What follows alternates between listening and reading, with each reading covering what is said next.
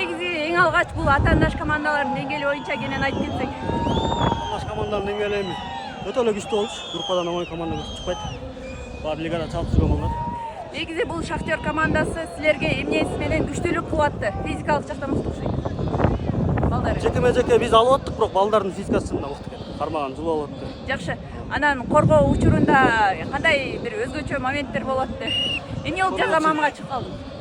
Тияктан кубалашып келатканбыз, анан атты бурюйсам жак кыйылып калды. Негизи жалпы ушул турнир сен үчүн өзгөчө оюн кайсы оюн болду? Кайсы беттеш? Беттеш ынтымак менен бул ушу Шахтер командасы болду. Күчтүү командалар менен күчтүү атаандаш. Өзүңдүн миссияңды так аткарып кеттим деп ойлойсуңбу? Колдон келишти аракет кылдык, эми эл баалайт. Азаматсың. Анан аргымагың негизи өткөндөгү ынтымак менен беттеште аябай чарчаптыр. Бул жолкусунда бир ылдамдыгы аздай болот да.